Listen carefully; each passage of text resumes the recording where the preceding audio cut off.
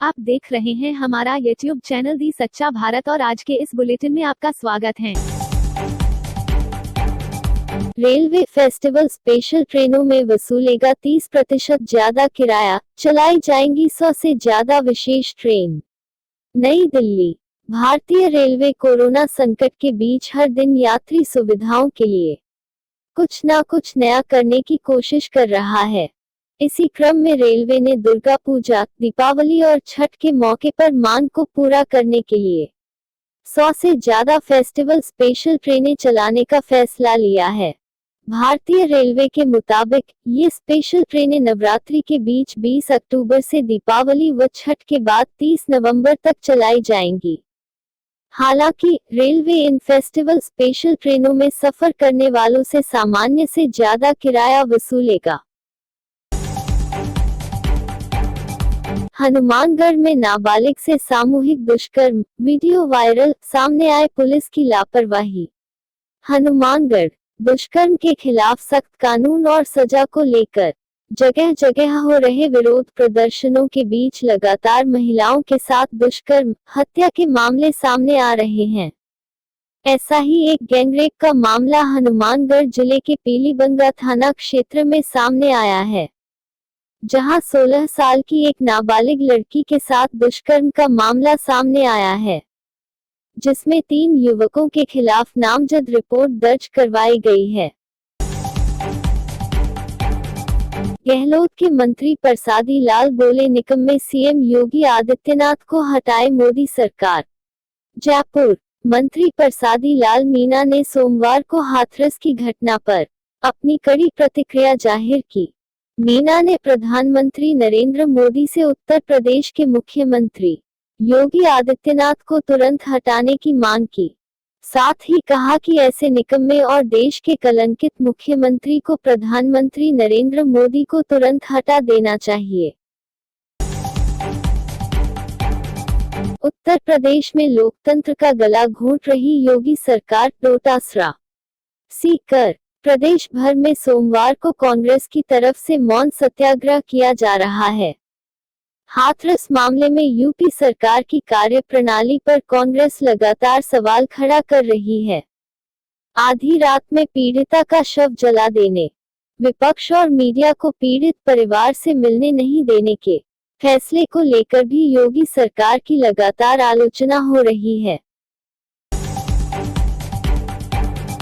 BJP में सब कुछ ठीक नहीं, हल्ला बोल कार्यक्रम से कई नेता रहे गायब। जयपुर। कांग्रेस के साथ साथ बीजेपी की अंदरूनी गुटबाजी भी जगजाहिर हो गई थी। यह गुटबाजी अब भी खत्म नहीं हो पाई है। गहलोत सरकार के खिलाफ सोमवार को किए गए हल्ला बोल कार्यक्रम से कई नेताओं की दूरी ने साफ कर दिया कि बीजेपी में सब कुछ ठीक नहीं है। भारत में कोरोना के मामले 66,23,816। भारत में कोरोना के एक्टिव केस 9,34,427। भारत में कोरोना से ठीक हुए 55,86,703।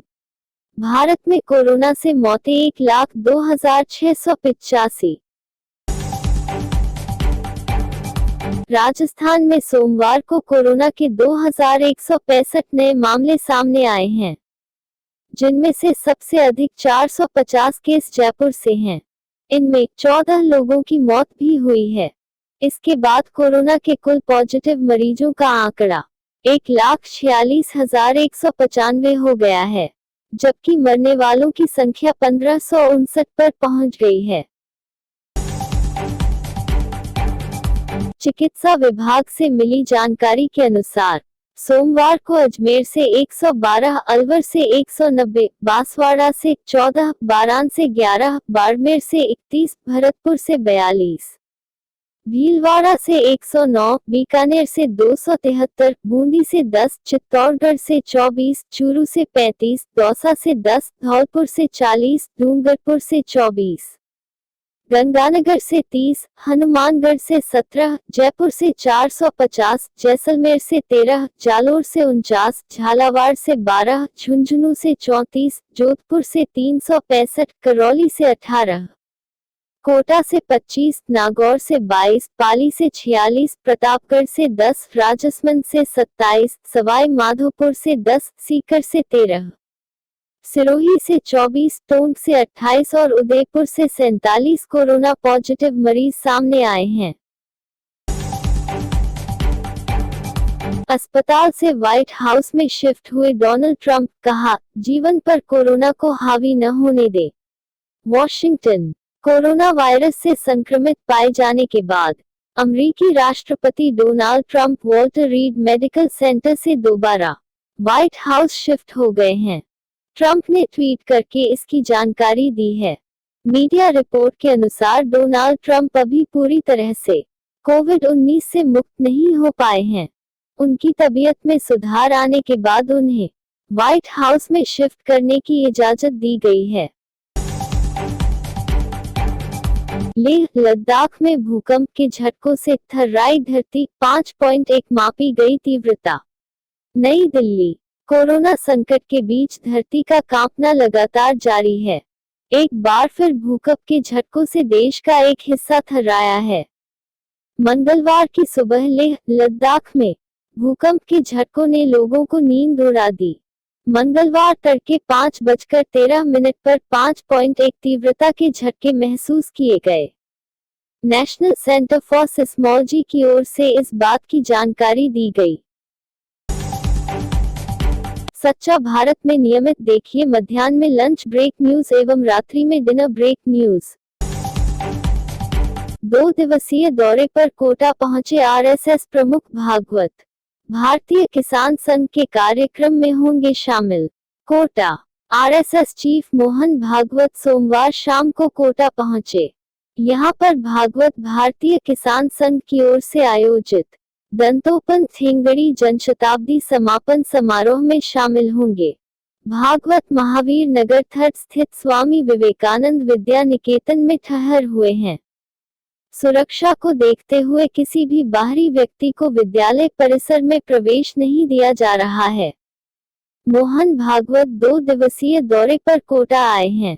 उनकी सुरक्षा में भारी पुलिस जाप्ता भी स्कूल के बाहर तैनात किया गया है। दिल्ली ने बेंगलुरु को 59 रन से हराया। आईपीएल में रॉयल चैलेंजर्स के खिलाफ दिल्ली कैपिटल्स की सबसे बड़ी जीत। पॉइंट टेबल में टॉप पर पहुंची स्टोइनिस रबाडा जीत के हीरो।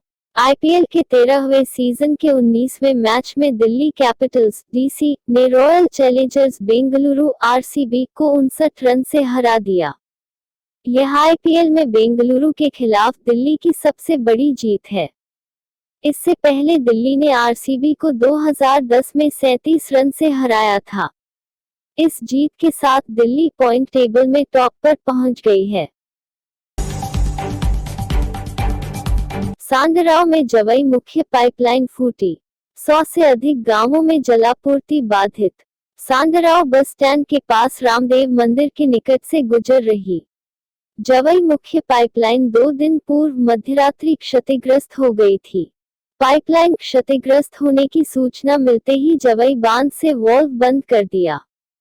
रविवार शाम तक पाइपलाइन पूरी तरह सूखने के बाद उसे ठीक करने का काम शुरू किया गया। स्कूलों के लिए सॉक जारी। 2-3 हफ्ते तक बच्चों का कोई असेसमेंट नहीं होगा। स्टूडेंट्स की इमोशनल सेफ्टी पर ध्यान देना होगा। फंक्शंस, इवेंट्स टालने होंगे। केंद्र सरकार ने स्कूल खोलने के लिए स्टैंडर्ड ऑपरेटिंग प्रोसीजर सोमवार को जारी कर दी। इसके मुताबिक 2-3 हफ्ते तक बच्चों का कोई असेसमेंट नहीं होगा। स्टूडेंट्स की मेंटल हेल्थ और इमोशनल सेफ्टी पर भी ध्यान देना होगा। कैंपस में इमरजेंसी केयर टीम बनानी होगी। पेरेंट्स की सहमति से ही बच्चों को स्कूल बुलाया जाएगा। भीम आर्मी प्रमुख रावण पहुंचे पीड़िता के घर। पीड़िता परिवार से मिल उन्हें न्याय दिलाने का दिया आश्वासन। रावण ने सरकार से पीड़िता के परिवार को सुरक्षा देने की गुजारिश। यूपी के हाथरस वाल्मीकि परिवार की युवती के साथ बलात्कार और हत्या करने का मामला। यूपी के हाथरस में हुए वाल्मीकि परिवार की युवती के साथ वहां के स्वर्ण जाति के 4 युवकों के द्वारा बलात्कार कर उसकी हत्या करने के मामले को लेकर भीम आर्मी प्रमुख चंद्रशेखर आजाद रावण पीड़ित परिवार से मिले और कहा, ये परिवार हमारा है और परिवार की सुरक्षा को ध्यान में रखते हुए सरकार परिवार को श्रेणी की सुरक्षा मुहैया कराए, नहीं तो हम अपने परिवार को अपने साथ ले जाएंगे। पीड़ित परिवार को हम न्याय दिलाकर की दम लेंगे। कोरोना को लेकर अस्पताल प्रशासन की आई गंभीर लापरवाही सामने।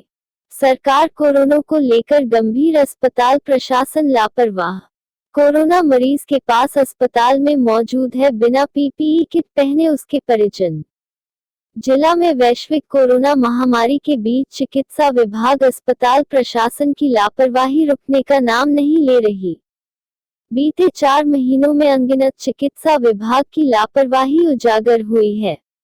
इसी संदर्भ में बानगढ़ अस्पताल कोरोना वार्ड में एक कोरोना पॉजिटिव मरीज के पास बीते कई दिनों से उसके परिजन मौजूद है, जबकि सरकारी गाइडलाइन के अनुसार कोरोना पॉजिटिव मरीज के पास बिना पीपीई किट में परिजनों को आना मना है। पाली औद्योगिक क्षेत्र के अलावा आवासीय व अन्य स्थानों पर बिना सक्षम अधिकारी के कपड़ा प्रसंस्करण की अवैध संचालित इकाइयों को 30 नवंबर तक प्रतिबंधित कर दिया गया है। उप जिला मजिस्ट्रेट उत्सव कौशल ने आदेश जारी किया है कि पाली उपखंड मुख्यालय पर कपड़ा संस्करण की विधिवत रूप से औद्योगिक क्षेत्र में संचालित औद्योगिक इकाइयों के अलावा आवासीय व अन्य स्थानों पर कुछ व्यक्तियों द्वारा बिना सक्षम स्वीकृति के कपड़ा प्रसंस्करण की अवैध इकाइयां संचालित की जाकर बाड़ी नदी, सहायक नालों एवं पर्यावरण को भारी नुकसान पहुंचाने के साथ मानव जीवन एवं उसके स्वास्थ्य को खतरा पैदा कर रहे हैं। इन अवैध फैक्ट्रियों पर समय समय पर कार्यवाही किए जाने के उपरांत भी पूर्ण रूप से बंद नहीं हो रही है। उप जिला मजिस्ट्रेट ने भारतीय दंड प्रक्रिया संहिता की धारा 144 की निषेधाज्ञा में प्रदत्त शक्तियों का प्रयोग करते हुए आवासीय एवं अन्य स्थानों पर अवैध रूप से संचालित कपड़ा प्रसंस्करण की इकाइयों पर 30 नवंबर तक प्रतिबंध लगाया है। जिला कलेक्टर अंशदीप व पुलिस अधीक्षक राहुल कोटोकी ने सोमवार को सुमेरपुर तहसील के कानपुरा में 27 सितंबर को कुएं में फंसे व्यक्ति को बाहर निकालने के संबंध में मौके पर जाकर स्थिति का जायजा लिया। जिला कलेक्टर व पुलिस अधीक्षक ने कानपुरा गांव में 2 युवक के कुएं पर कार्य करने के दौरान कुआं ढहने से अंदर फंस गए, जिसमें से एक व्यक्ति ने पाइप पकड़कर कुएं से बाहर आ गया और दूसरा व्यक्ति कुएं अंदर मिट्टी के दलदल में धंस गया। कुएं में फंस गए मजदूर को बाहर निकालने के लिए प्रशासन ने काफी प्रयास किया, परंतु व्यक्ति नहीं मिला। मुफाराम मीना नाम के व्यक्ति को 5 दिन तक प्रयास के बावजूद भी नहीं मिला। जिला कलेक्टर व पुलिस अधीक्षक ने मौके पर जाकर कुएं का जायजा लिया एवं उसमें फंसे व्यक्ति को बाहर निकालने के संबंध में अधिकारियों को निर्देश दिए। उन्होंने कहा कि स्थानीय नागरिकों की मदद से दलदल में फंसे मुफाराम को बाहर निकालने के लिए एक बार फिर से जिला प्रशासन रेस्क्यू शुरू कर रहा है। उन्होंने घटनाक्रम के संबंध में ग्रामीणों की बात सुनकर एवं कुएं में झांक कर गहराई की जानकारी प्राप्त कर अधिकारियों को आवश्यक निर्देश दिए। और ऐसे ही नए अपडेट पाने के लिए द सच्चा भारत चैनल को सब्सक्राइब कीजिए। धन्यवाद।